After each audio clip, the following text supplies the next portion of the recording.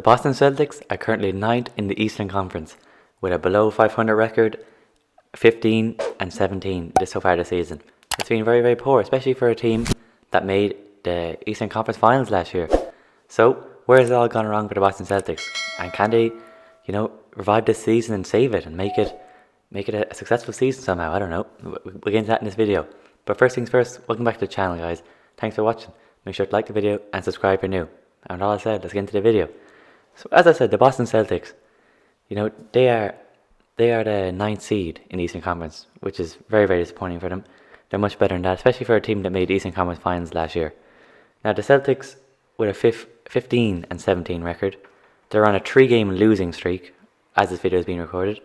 They are playing the Indiana Pacers next, but they've lost to some very poor teams, so I wouldn't be surprised if they lost that game as well.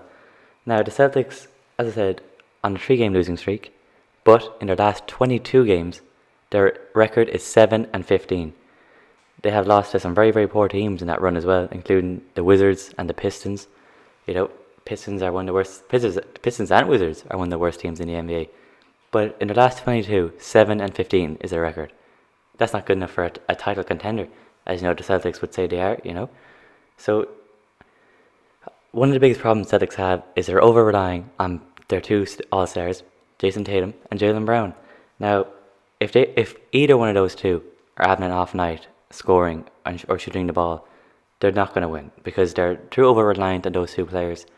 If either of them aren't up for the game, if either of them aren't playing well, injured, whatever, the Celtics are not going to win. Simple as that.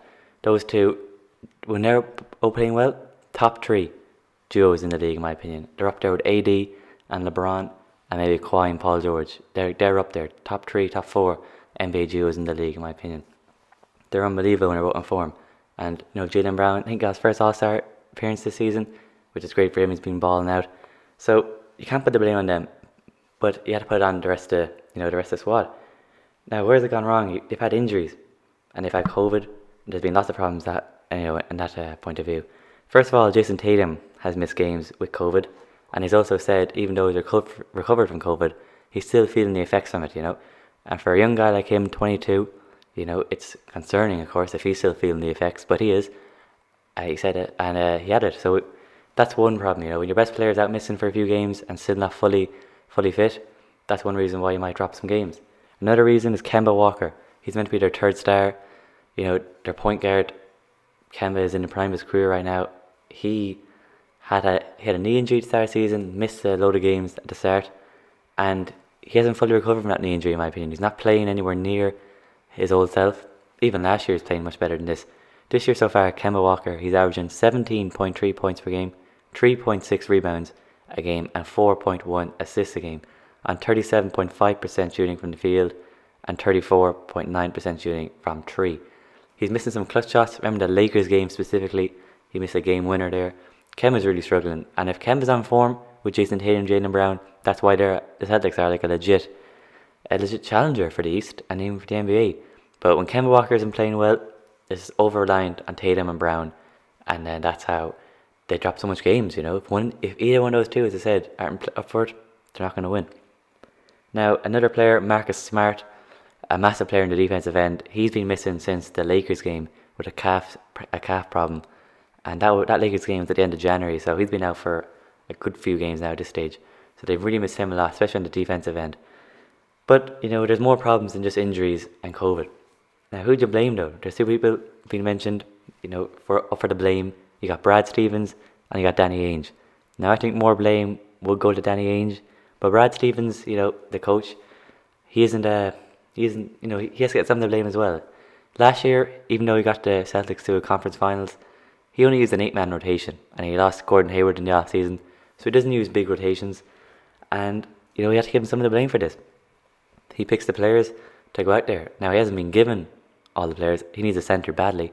But, the argument is he's not a shouter in the locker room. He's not going to motivate players. And then the argument to that is that that's not his style. Well, if you're going to be head coach, you got to be a motivator, You got to get the best out of your players. And if Brad Stevens isn't able to do that, then the Celtics are in trouble for sure. But most of the blame, I think, will go into Danny Ainge for sure, because he makes the calls. Who they bring in, who they let go. Now, Danny Ainge trading Terry Rozier for Kemba Walker, the signing trade back in the 2019 off season, I think. At the time, everyone felt it was a great move. Terry Rozier was a young player, and the Celtics, they don't want to wait. They'll bring in a Kemba Walker who would replace Kyrie Irving. And last year he played very well. And there was times where Celtics fans were very happy to have him. They said he's replaced Kyrie Irving perfectly. He's even better for the team than Kyrie Irving. He's more of a team player than Kyrie. And I still think you have a point there. But people are blaming Danny Ainge, saying that they got the wrong guy, that Terry Rozier ended up playing very well this year for Charlotte. And they're right. Terry Rozier this season, he's averaging 20.4 points per game, 4 rebounds and 3.1 assists, with 49% shooting from the field and 44.5% shooting from 3, which is better than Kemba in nearly all categories. And the question is, should the Celtics be more patient with Terry Rozier and just wait for him to develop into the player he's coming to now? He's also had multiple 40-point games this season for the Hornets. I think he's been great. And that just makes you ask the question: do you think they should have kept developing Terry Rozier, held on to him for a bit longer? That's up to Celtics fans, really. It's not my problem. I'm a Lakers fan, so I'm not going to be the most sympathetic guy. But it is a question you need to ask Celtics fans. Were you right to get rid of Terry Rozier or Kemba Walker? Hindsight's a great thing, but now that we're looking back on it, another player that they let go was Gordon Hayward. Now, no Celtic fan really wanted to pay the kind of money that Charlotte was paying, $120 million for 4 years. But the Celtics could have done a sign-in trade with the Pacers for Miles Turner, and there's another guy involved. But Danny Ainge got greedy. He wanted Victor Oladipo in with Miles Turner and one other, and that's why the Pacers didn't agree in the deal. They felt that they're giving up too much, and I agree with the Pacers. I think the Celtics could have redone Miles Turner's defense. They should have got Miles Turner and should have got out there. I think that would have been a good move for them, especially because they lost Gordon Hayward for nothing. And Gordon Hayward's had a great season this year. He wasn't going to work in Boston. He clearly didn't fit in well there. So I think they should have just took something for him and then ended up losing him for nothing.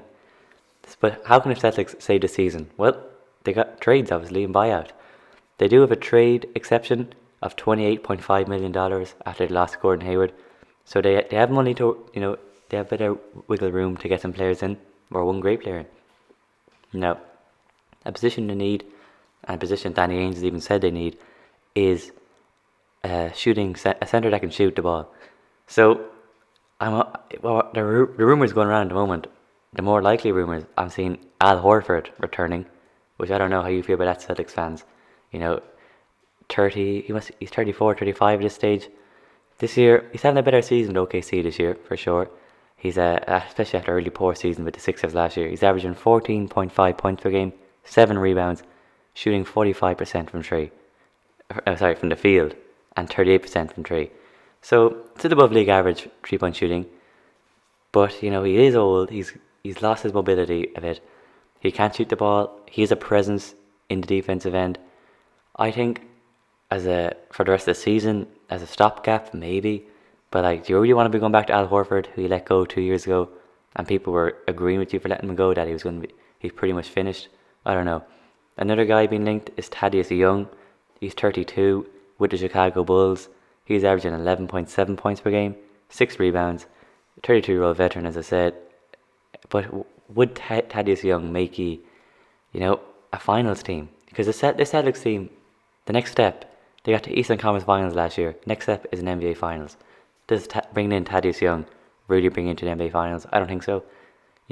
I'd say almost stick with Tristan Thompson and Daniel Tice than bring in Thaddeus Young, because I don't see what he's going to offer you.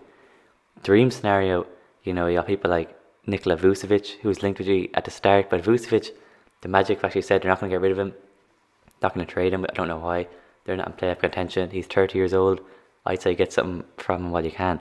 Vooch is having a great season this year at the Magic, averaging 24 points per game, 11.7 boards, shooting 40% from 3 on 6 threes a game.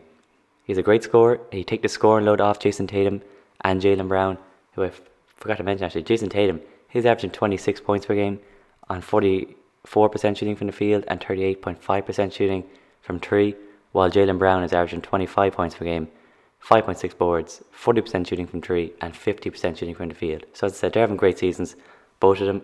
22-year-old Tatum and a 24-year-old Brown. But back to Vucevic, he'd bring a lot to this team. You will have to give up some players for him. Maybe Shemi Abdulai.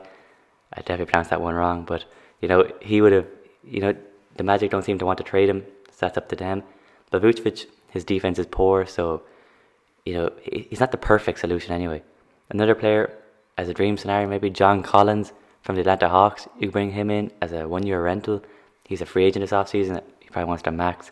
He's averaging 17.5 points per game, 7.5 boards on 38.5% shooting from 3 in Atlanta. So he'd be a good option, I think, John Collins. But I'm hearing the Dallas Mavericks are more likely to get him. Then you also got the buyout market. DeMarcus Cousins as a center, he's going to get let go from the Rockets. He'll bring scoring, whether you want to start him or not. He'll bring scoring off the bench or on the court. He'll take the load off Tatum and Brown. Defense is questionable, but he's a good passer as well. So I think Boogie wouldn't be the worst solution at all. On a veteran minimum deal, you still have lots of money to play around with if you went for Boogie. If he gets bought out, Blake Griffin. So this is on Celtics fans. Do you want Blake Griffin or not? Me personally, for the Lakers, I wouldn't want him. But the Celtics, if you want to take the scoring load off Jason Tatum and Jaylen Brown, he'd be another option. And then, of course, Andre Drummond. If he gets bought out from the Cavaliers, Andre Drummond. I felt like he's been linked to the Celtics for years now. Even as a 1-year rental, you could offer more money than most teams. I think even more than the Nets could offer. But could you offer him, champion a ring? And that's the thing. But Andre Drummond would be a unbelievable solution to your problem. But he wouldn't take the scoring load. You need a scorer as well. But because he's a centre, all right. He can leader in rebounds, but he can't shoot the three. Can't stretch the floor. But anyway, guys, that's the video. Celtics fans, tell me, who else should you bring in? Do you blame Danny Ainge or Brad Stevens more? Who's that blame for you? And who should you bring in? Thanks for watching, guys. Make sure to like the video, subscribe for new, and turn on notifications, because we have at least 3 videos coming out a week, so stay notified. And all I'll say, guys, I'm out of here.